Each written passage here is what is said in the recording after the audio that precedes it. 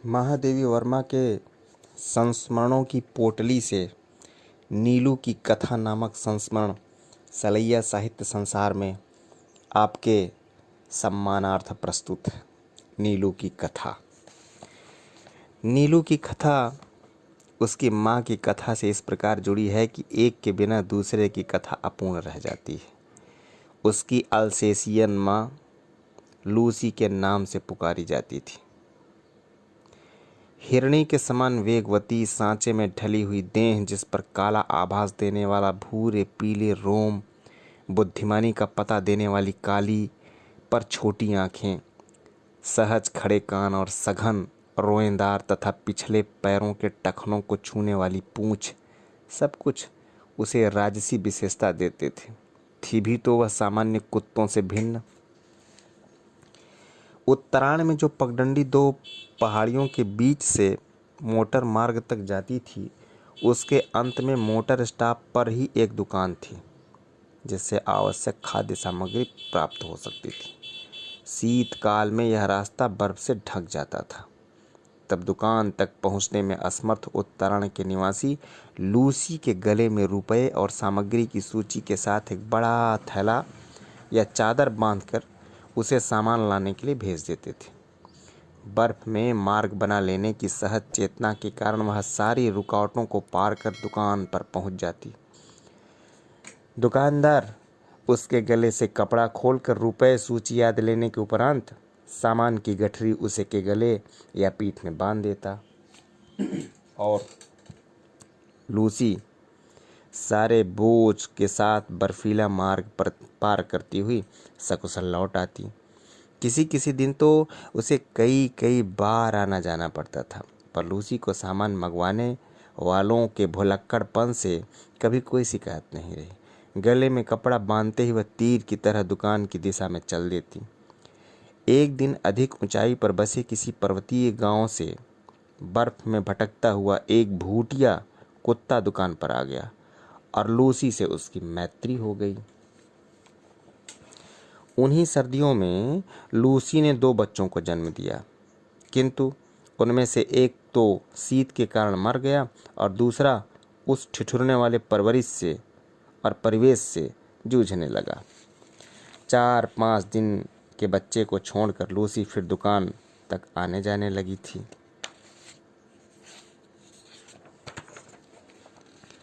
एक संध्या के झुटपुटे में लूसी ऐसी गई कि फिर लौट ही न सकी।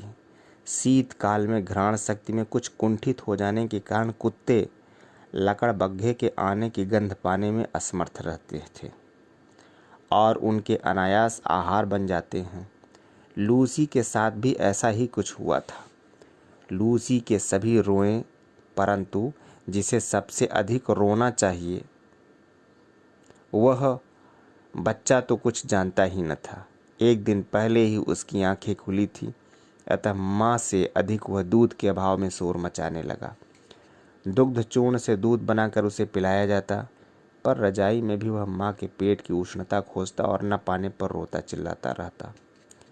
अंत में हमने उसे कोमल ऊन और अधबुने स्वेटर की डलिया में रख दिया, जहाँ वह माँ के सामीप्य सुख के भ्रम में सो गया। डलिया में वह ऊन की गेंद जैसा ही लगता था। जब हम प्रयाग लौटे तो उसे भी साथ लाना पड़ा। बड़े होने पर रोमों के भूरे, पीले और काले रंगों के मिलन से जो रंग बना था वह एक विशेष प्रकार का धूपछाई रंग हो गया था। धूप पड़ने पर एक रंग की छलक मिलती, छाह में दूसरे रंग की और दिए के उजाले में तीसरे रंग की। कानों की चौड़ाई और नुकीलेपन में भी कुछ नवीनता थी। सिर पर की ओर अन्य कुत्तों के सिर से बड़ा और चौड़ा था और लंबोतरा पर सुडौल।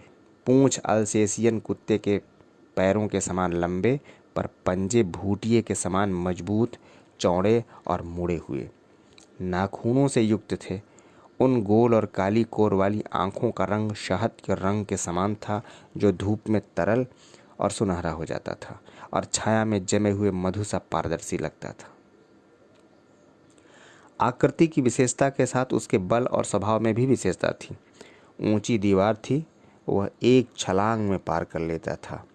रात्रि में उसका एक बार भौंकना भी वातावरण की स्तब्धता को कंपित कर देता था। मैंने अनेक कुत्ते देखे और पाले हैं, किंतु कुत्ते के दैन्य से रहित और उसके लिए अलभ्य दर्प से युक्त मैंने केवल नीलू को ही देखा है।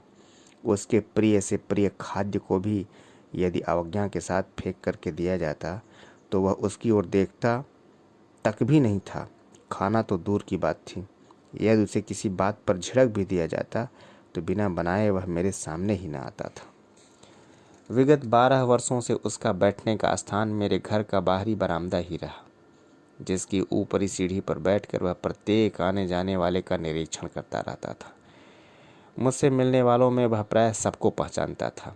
वह किसी विशेष परिचित को आया देखकर धीरे धीरे भीतर आकर मेरे कमरे के दरवाजे पर खड़ा हो जाता था। उसका इस प्रकार आना ही मेरे लिए किसी मित्र की उपस्थिति की सूचना थी। मुझसे आ रही हूँ सुनने के उपरांत वह पुनः बाहर अपने निश्चित स्थान पर जा बैठता। कुत्ते की भाषा नहीं जानते, केवल ध्वनि पहचानते हैं।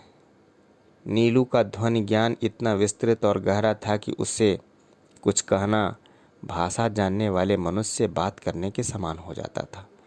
बाहर या रास्ते में घूमते हुए यदि कोई उससे कह देता, गुरुजी तुम्हें ढूंढ रही थी नीलू, तो वह विद्युत गति से चहारदीवारी कूदकर मेरे कमरे के सामने आकर खड़ा हो जाता। फिर कोई काम नहीं, जाओ कहने से पहले वह मूर्तिवत एक स्थिति में खड़ा रहता। कभी कभी मैं किसी कार्य में व्यस्त होने के कारण उसकी उपस्थिति जान ही नहीं पाती और उसे बहुत समय तक बिना हिले डुले खड़ा रहना पड़ता था। हिंसक और क्रोधी भूटिये बाप और आखेट प्रिय अल्सेशियन माँ से जन्म पाकर भी उसमें हिंसा प्रवृत्ति का कोई चिन्ह नहीं था।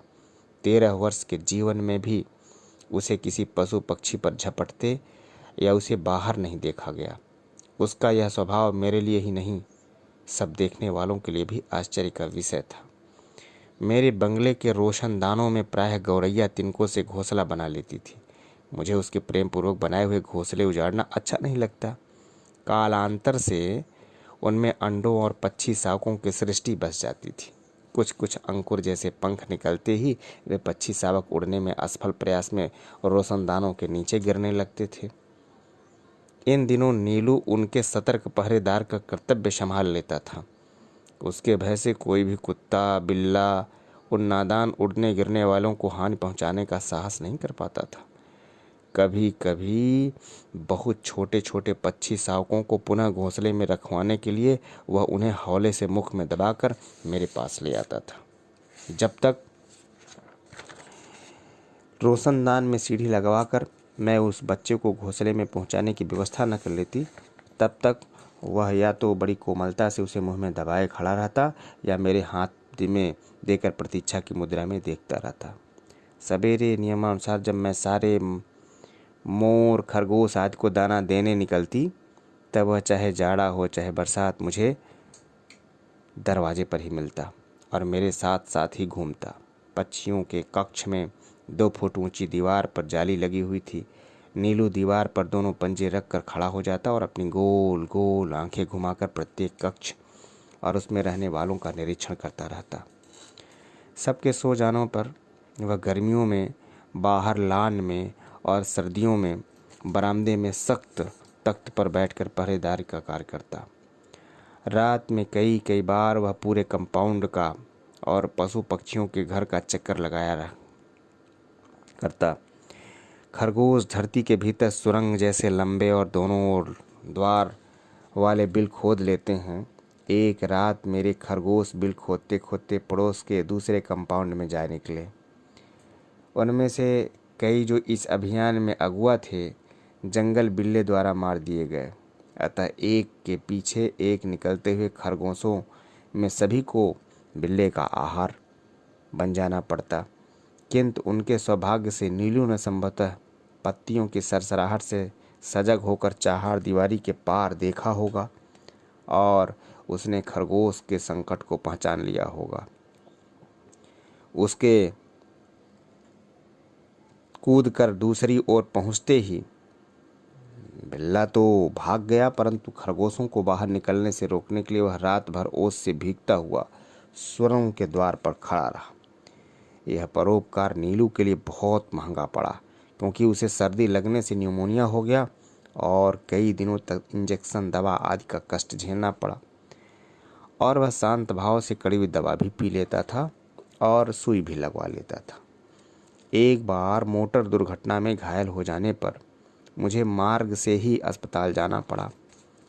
तब संध्या तक में मेरी प्रतीक्षा करके और कपड़े, चादर, कंबल आदि सामान अस्पताल में ले जाने वालों की हड़बड़ी देखकर उसे न जाने कैसे सब पता चल गया।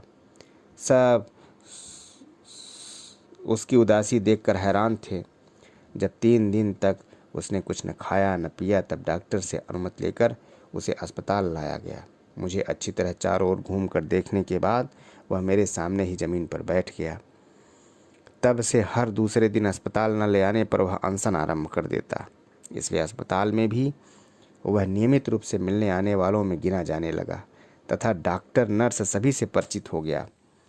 नीलू को 14 वर्षों का जीवन मिला था और जन्म से मृत्यु तक के वह क्षण मेरे पास ही रहा। मेरे पास अनेक जीव जंतु हैं, परंतु जिसके बुरा मान जाने की मुझे चिंता हो, अब ऐसा कोई नहीं रहा मेरे पास। जय हिंद, जय भारत, वंदे मातरम।